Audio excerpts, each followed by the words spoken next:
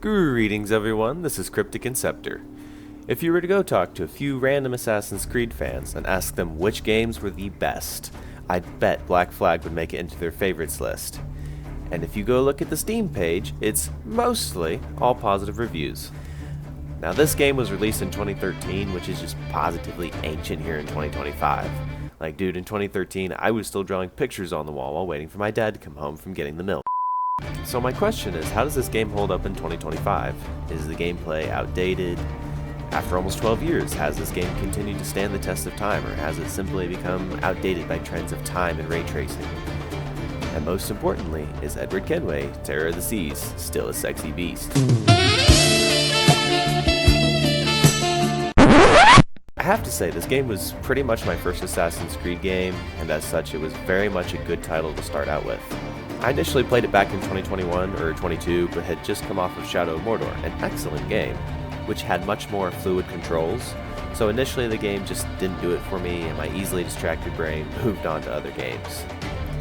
I picked up Syndicate and Valhalla for just a few hours each, but they ended up not sticking at the time. And then finally, in 2024, I looked at my 100+ game collection and said, you know what, why don't I try that Pirate Assassin game again? Boy am I glad I did, because this game ended up making its way into my favorites. You know, when this banger comes on at the beginning, you've got a good one.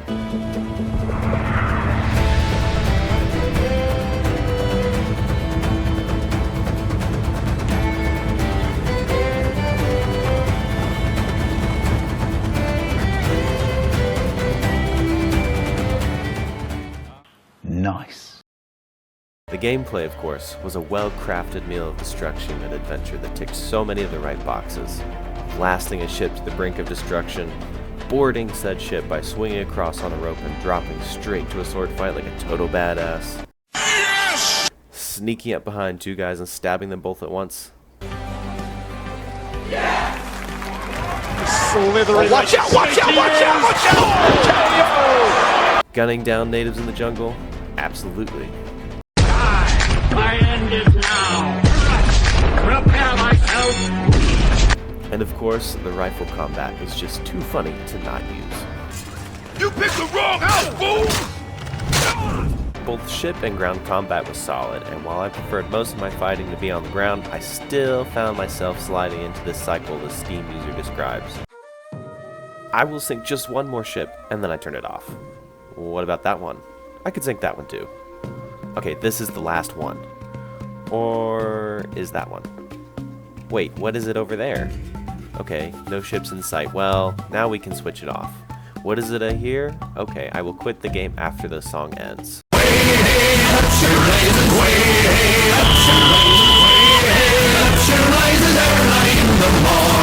Or I could sink that ship. Anyway, how is Ubisoft doing these days?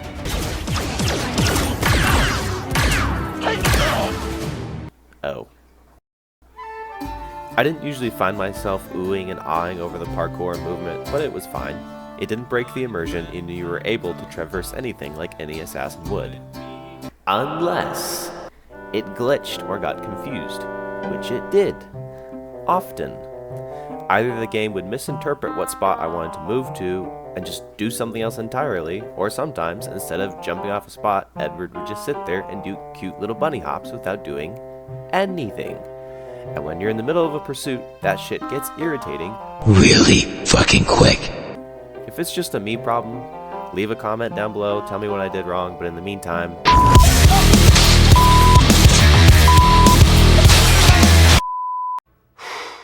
Boy, that escalated quickly. The game as a whole just bugged out sometimes too. Once my attacks seemed to be broken and some of the guards just came at me with fists, but it didn't matter because suddenly I couldn't parry. The felt like this movement system was a little problematic and actually done better by Shadow of Mordor, and I had far less issues with that one. That ended up being one of the reasons I initially fell off of the game. Interesting fact, Shadow of Mordor was only released a year later, so yeah, go figure. While this stuff definitely began to ruin the experience a bit towards the end, it overall wasn't enough for me to stop playing because this game still has an amazing gameplay cycle. Now I have a lot of thoughts on the story, and if I put them all here, this video would be twice as long, so I'm planning on putting that out as a separate video.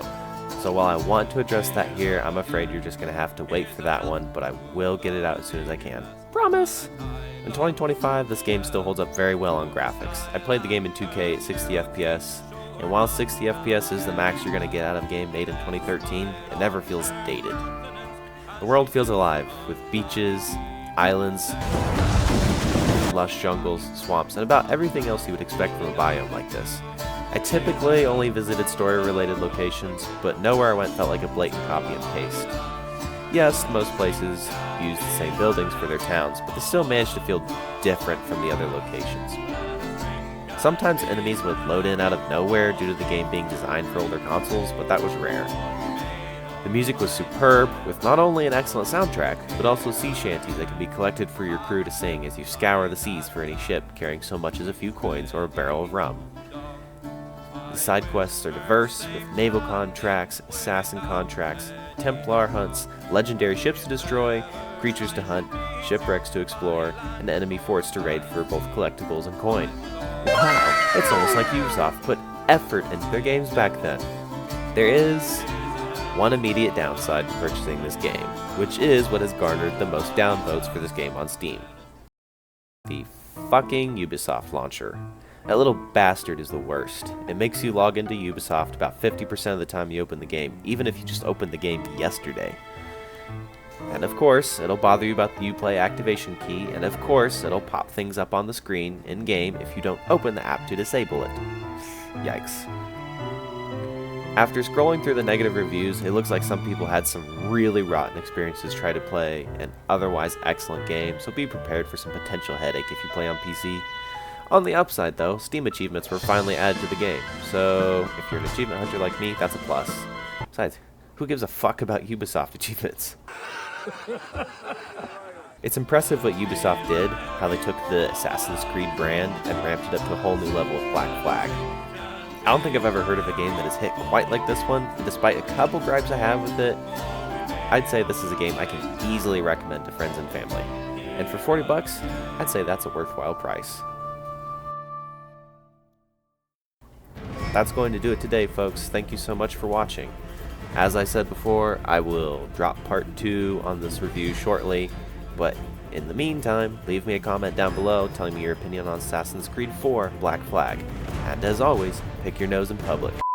Have a great day.